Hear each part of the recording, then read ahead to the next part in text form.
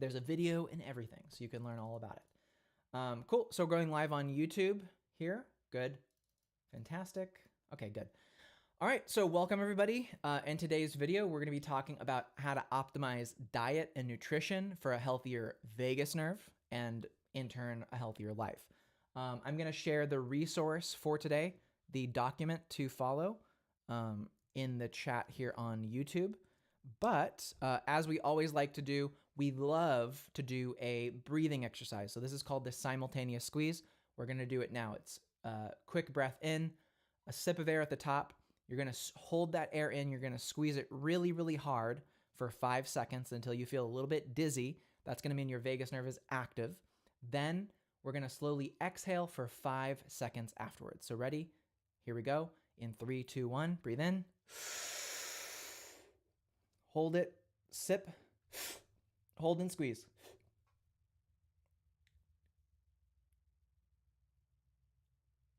And slowly exhale. Very good, very good. Wow, that feels really good. I really like that. Awesome, wonderful. Okay, cool. Now we're in the mode. So let me pin the resource for today. Okay, good. So awesome. So in today's video, what we're going to be going over are some really important things as it's related to what you eat, nutrition, diet, and mainly how to keep yourself healthy. So, obviously as we age, it becomes increasingly important to prioritize a healthy and balanced diet to support overall well-being. One certain dietary approach that we highly recommend for everyone, but especially women over the age of 50, is the Mediterranean style diet. This one is crucial. This diet emphasizes whole foods, lean proteins like fish, maybe chicken, no red meat, no dairy, no lactose containing products, minimizing sugar, healthy fats while limiting processed foods and limiting saturated fats like deep fried foods, So first thing we're going to start with here is the benefits of a Mediterranean style diet. Okay. So the benefits of a Mediterranean style diet are really from a standpoint of longevity. So if we really want to study who lives to be 100 years old, this is called like the study of the geriatrics, right? Gerontology is the term. I'll type that in the chat. Gerontology. So gerontology is the study of those who have lived a long and healthy life, not just living to an old age where you're hobbled around and barely hanging on for dear life, but gerontology is a study of people who are, at a certain age and have lived a healthy life. So when we study them, we look at how much disease they have, how much vibrance they have, how much cognitive function they still have. You find that what they tend to eat is a very Mediterranean style diet. That means Mediterranean, so Greek type of food or Italian type of food or things that you would typically find in the Mediterranean Ocean over in Europe. That means, leafy greens, legumes, nuts, seeds, fresh fruit, fresh vegetables, certain types of very minorly processed foods like some pasta and spaghetti, certainly called for in a Mediterranean diet. So there's no reason to remove completely from your diet any kind of carbs. That's definitely not called for here. But limiting processed carbohydrates, things that you find in like sugar cookies, right? These kinds of things are not good. So, particularly for women in this age group, it can help reduce the risk of chronic diseases such as heart disease, diabetes, and certain types of cancer if you do follow a Mediterranean style diet. That can be really helpful. Additionally, the diet has been found to improve cognitive function and promote longevity. This is really crucial. So moving on, we also want to look at reducing inflammatory markers. This is really critical. So when we look at aging, we want to be measuring the body for inflammation. Inflammation in the body that is really, really high can cause all kinds of issues and cause all kinds of problems. So some of the best ways to reduce inflammatory markers and just eliminate inflammation from your body as much as possible. Like certainly vagus nerve stimulation is a great way to eliminate inflammation in your body and regulate your immune system properly. However, it doesn't hurt to do things like eliminate red meat, remove dairy products from your diet. Doing those two things, literally removing red meat and eliminating dairy from your diet, can significantly lower inflammation in your body.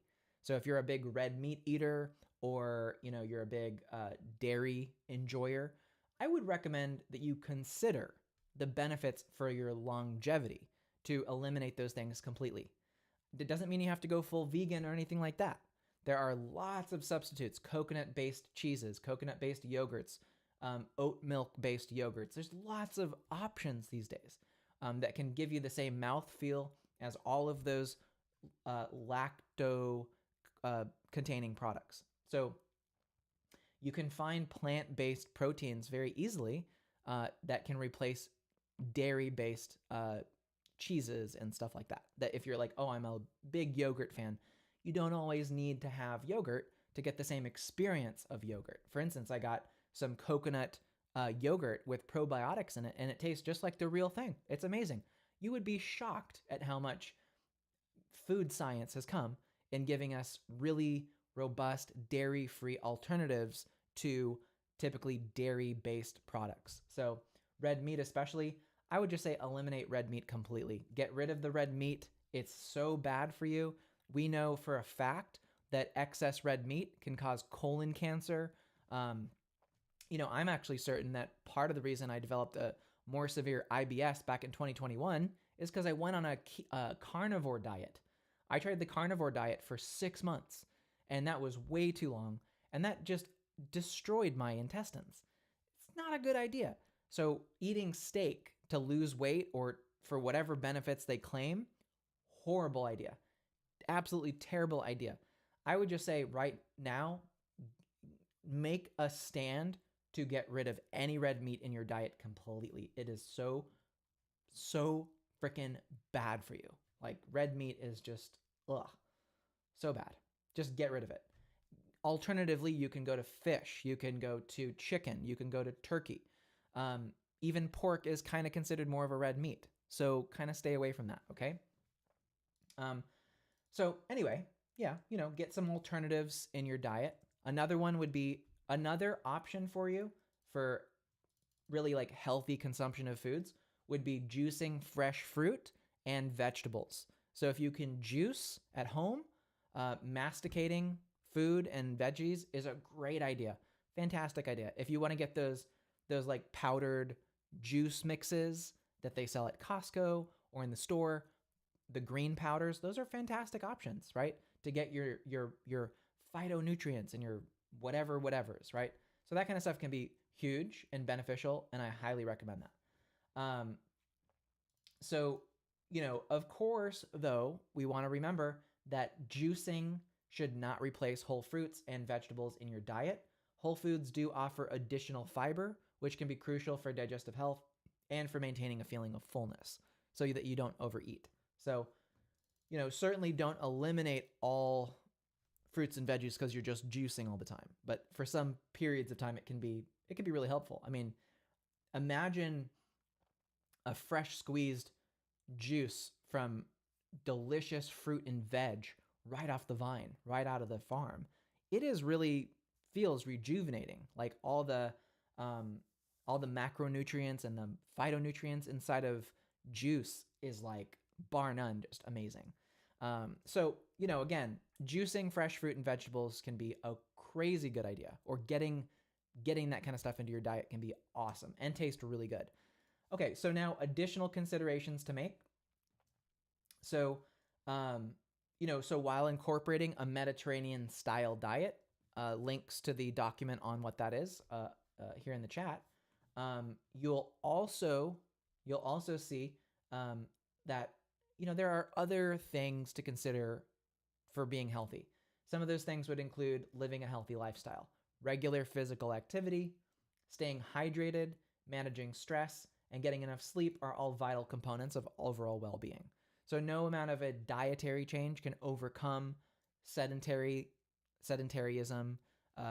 lack of exercise, no sleep. These things can't be replaced by a diet. And then lastly, of course, remember to consult with a healthcare professional or registered dietitian before making any significant changes to your diet. Mediterranean diet is pretty well studied. I feel pretty confident in making that, balloon recommendation, not to anyone in particular, but just Mediterranean style eating is really good. It's really healthy. Bone broths, these kinds of things are fantastic. Ancestral eating is a great idea. But yeah, for stuffing your face with like red meat all the time is just not a good idea. It's just not.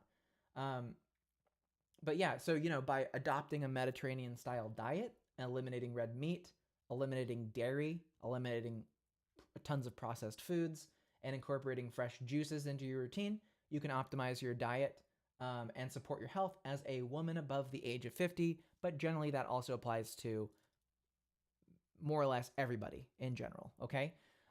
So that's it. Now I will post the full synopsis of today's video tomorrow in the Facebook group. So be sure to look out for that.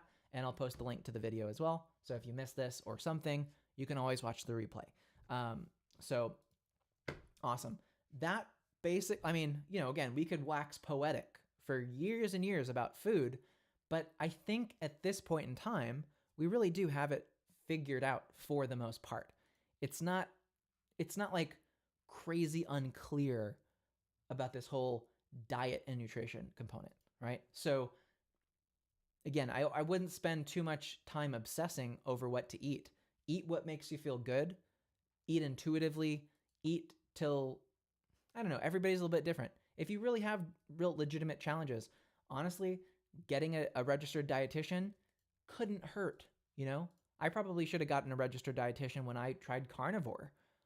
They probably could have said, Sterling, like the fatigue you're feeling and the rapid weight loss you're having on pretty much a red meat diet is probably not good. You might want to consider not doing that. That probably would have been really good. So even I can attest to the benefits of getting an expert opinion when it comes to your diet, right? But now I'm very Mediterranean, very green, very lean protein based. Red meats are very fatty protein types of things, and they have all kinds of negative benefits. Also, not even to mention just the numerous toxicity issues that could be cropping up from eating, even pasture raised red meat from cows. So you really do have to consider all this stuff. Now, I know with fish, mercury is always a consideration and a concern. Always choose the types of fish that have low mercury. Make sure it's wild caught, farm raised fish like farmed salmon. Farmed salmon is disgusting. Do not eat farm raised salmon. Get wild caught Alaskan salmon, because in farms, they give them antibiotics. They give them all kinds of weird steroids. They put dyes, unnatural dye in the meat so that it looks pink when it's normally like just a pale color. So be very careful, especially if you're going on a lean protein like fish, that you avoid mercury and you avoid farmed fish. Tuna, you can't farm, so it has to be wild because they don't live in captivity, but they have high levels of mercury. So tuna becomes not a great option for most people. I would avoid shellfish. So no crab, no shrimp, no prawns, nothing like that. Nothing in a shell. Basically, you've got the option of fish and chicken if you're going to do kind of lean proteins. But other than that, plant-based options are numerous today. A lot of people are living pretty healthy lives on a vegan diet. Vegetarian, vegan diet. Make sure you supplement properly if you're going to incorporate something like that. You're going to have to use multivitamins. If you're cutting back on big intake of food, you're going to have to incorporate multivitamins. So there are lots of great products that are powdered forms that you can mix in water that contain all kinds of vitamins and minerals. If you're going to go on any kind of vegan diet, do not discount the benefits of those things. You cannot exclude that. I mean, B12 deficiencies in veganism is very common and very dangerous. So be very careful. But yeah, other than that, that really wraps it up. So that's the majority of it. I'm going to end the stream on YouTube. Thanks guys for watching on YouTube.